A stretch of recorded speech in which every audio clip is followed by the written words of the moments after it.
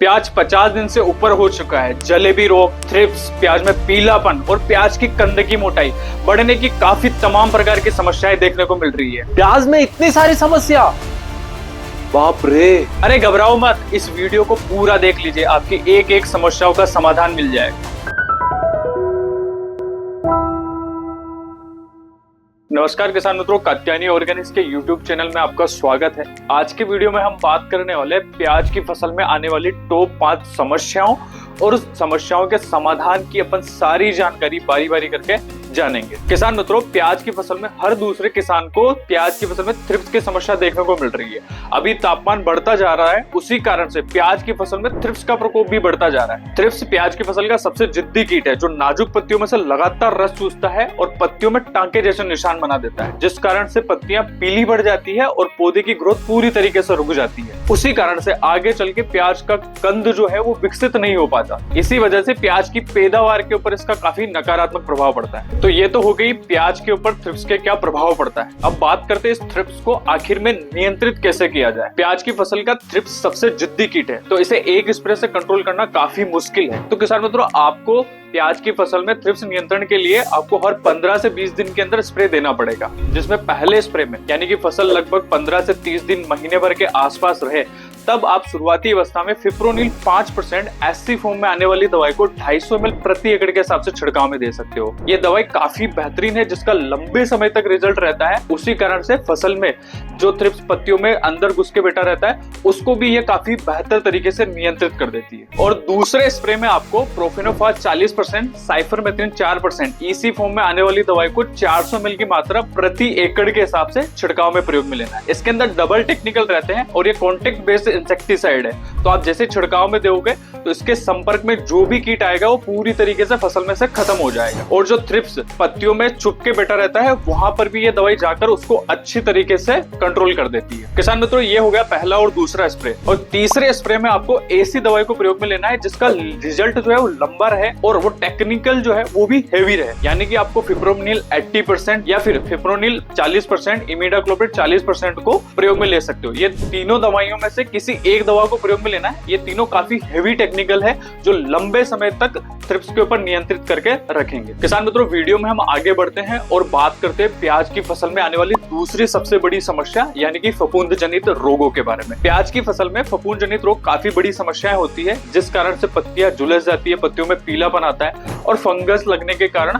फसल के पैदावार के ऊपर काफी नकारात्मक प्रभाव भी देखने को मिलता है। प्याज की फसल में फफूंद जनित रोगों में सबसे ज्यादा गंभीर समस्या आती है बैंगनी धब्बा रोग और ऊपर से नोक जलना, जिसे किसान भाई टिप बर्निंग भी बोलते हैं। और तीसरी सबसे मुख्य समस्या होती है ब्लाइट की समस्या। ये तीनों ही समस्या प्याज की फसल को रातों रात अपनी चपेट में ले लेती है और फसल के पैदावार के ऊपर काफी ज्यादा नकारात्मक प्रभाव पड़ता है। तो किसान मित्रों, इन सभी समस्याओं के लिए आपको सिर्फ एक ही फफूंदनाशी को ध्यान में रखना है और वो है एजोक्सिस्ट्रोबिन 11% और टेबुकोनाजोल 18.3%। ये एससी फॉर्म में दवाई आती है, यानी कि लिक्विड गाढ़े फॉर्म में दवाई आती है। तो इस दवा को इस्तेमाल में करने से पहले इससे अच्छे से हिलाना है, उसके बाद में छिड़काव में प्रयोग में लेना है। और छिड़काव में प्रयोग में लेने के लिए आपको इसकी मात्रा 250 ml प्रति एकड़ के हिसाब से प्रयोग में लेना है। ये दवाई में 2 टेक्निकल है और ये दोनों के दोनों टेक्निकल सिस्टेमिक रूप से काम करते हैं। सिस्टेमिक मतलब ये पत्तियों में से अवशोषित हो जाते हैं और पौधे के पूरे भाग में फैल जाते हैं। उस कारण से जहां दवा आपने छिड़काव नहीं कराया और वहां पर भी अगर फंगस लग रही है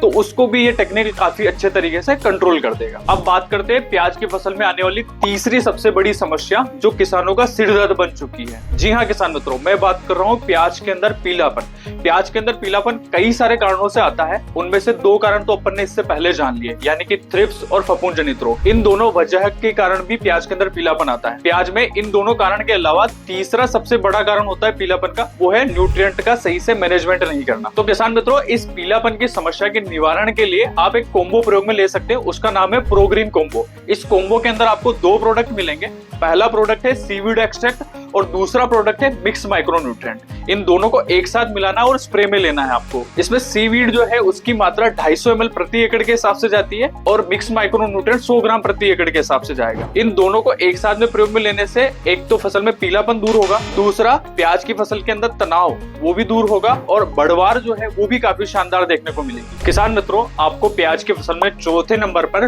टॉनिक या फर्टिलाइजर के मैनेजमेंट को ध्यान में रखना है। ये गलती अक्सर किसान भाई करते हैं कि कीटनाशक और फफूंदीनाशक को तो प्रयोग में ले लेते हैं, लेकिन टॉनिक और फर्टिलाइजर की जब बात आती है तो वो उस पर ज्यादा ध्यान नहीं देते। उसी कारण से प्याज की पैदावार के ऊपर काफी ज्यादा नकारात्मक प्रभाव पड़ता है। प्याज की फसल को नाइट्रोजन युक्त फर्टिलाइजर की कम आवश्यकता पड़ती है। वही अगर आप देखोगे फास्फोरस, पोटास और सल्फर जैसे पोषक तत्वों की ज्यादा जरूरत पड़ती है। ये पोषक तत्व प्याज के कंद की मोटाई को बढ़ाने यानी उसे फुलाने में मदद करते हैं और उसकी गुणवत्ता को सुधारने में भी काफी बेहतर तरीके से मदद करते हैं। प्याज में कंद बढ़वार की अवस्था पे आप एनपीके 05234 को प्रयोग में ले सकते हैं। इसके अंदर 52% फास्फोरस रहेगा और 34% पोटाश की मात्रा रहेगी। और अगर आप चाहते हैं कि सल्फर और पोटास दोनों ही पौधे को उपलब्ध हो जाए तो इसके लिए आप फसल की लास्ट स्टेज पे एनपीके 0050 को प्रयोग में ले सकते हैं। इसके अंदर आपको सल्फर भी मिल जाएगा और पोटाश की मात्रा भी मिल जाएगी। और इन दोनों एनपीके के अलावा आप एक पीजीआर यानी कि प्लांट ग्रोथ रेगुलेटर जो कि पैक्लाबुट्राजोल के नाम से आता है उसको प्रयोग में ले सकते हो। और इसके अगर आप बेहतर परिणाम लेना चाहते हैं तो आप इसके साथ में बोरोन ईडीटी 20% मात्रा में जो आता है उसको भी इसके साथ में मिला के छिड़काव में दे सकते हो। ये दोनों अगर आप एक साथ मिला के छिड़काव में प्रयोग में लेते हैं तो प्याज की वानस्पतिक वृद्धि कम होती है और उसकी मोटाई यानी कंद का जो आकार होता है वो बढ़ता है। और बोरोन को देने से प्याज की गुणवत्ता के ऊपर काफी ज्यादा प्रभाव पड़ता है, यानी कि प्याज फटने की और दो प्याज होने की समस्या काफी ज्यादा देखने को मिलती है, तो वो भी कम देखने को मिली। अब बात करते हैं प्याज की फसल में फाइनल और पांचवी समस्या के बारे में, यानी कि जलेबी रोग के बारे में। हालांकि जलेबी रोग प्याज की फसल में खरीफ सीजन में ज्यादा देखने को मिलता है, लेकिन रबी सीजन में या फिर गर्मी वाले प्याज के अंदर अगर एक बार बारिश गिर जाए तो इस रोग के बढ़ने की संभावना काफी ज्यादा हद तक बढ़ जाती है, क्योंकि इस मौसम में प्याज की पत्तियां कमजोर हो जाती है। उस कारण से ये रोग काफी ज्यादा फसल को चपेट में ले लेता है। प्याज में जलेबी रोग आने के बाद में पत्तियां गोल गोल स्प्रिंग जैसी घूम जाती है, यानी कि जलेबी के आकार की बन जाती है। इसी कारण से इस रोग को जलेबी रोग बोला जाता है। इस रोग के आने के पीछे 3 कारण होते हैं। पहला कारण लगातार बारिश होना, यानी कि अगर आपके क्षेत्र में बादल छा रहे हैं, बारिश आ रही है लगातार, तो पौधे की पत्तियां कमजोर हो जाती है, उसके अंदर क्लोरोफिल निर्माण सही से नहीं हो पाता है, उस कारण से पत्तियां गोल गोल घूम जाती है। और दूसरा कारण होता है थ्रिप्स। थ्रिप्स एक रस चूसक कीट है जो प्याज की नाजुक पत्तियों में से लगातार रस चूसता है, उस कारण से पत्तियां कमजोर हो जाती है और आगे चल के गोल गोल घूमने लगती है। तीसरा कारण होता है नाइट्रोजन युक्त फर्टिलाइजर को ज्यादा प्रयोग में ले लेना। अगर आपने नाइट्रोजन प्याज की फसल में ज्यादा दिया है तो ये पत्तियों का विकास सही से नहीं करने देता है, उसी कारण से आगे चल के पत्तियां गोल गोल घूम जाती है। तो किसान मित्रों, ये थी टॉप 5 समस्याएं जो प्याज की फसल में अक्सर हर सीजन में देखने को मिलती है। अगर इन समस्याओं को आपने गंभीरता से ले लिया और अच्छे से मैनेजमेंट कर लिया तो आपको प्याज की फसल में पैदावार बढ़ाने से कोई नहीं रोक सकता। किसान मित्रों, अगर वीडियो में दी गई जानकारी आपको अच्छी लगी हो तो इसे लाइक करें, चैनल को सब्सक्राइब करना न भूलें, और अगर आप प्याज की फसल में और किसी अन्य प्रकार की वीडियो देखना चाहते हैं तो नीचे कमेंट जरूर करें।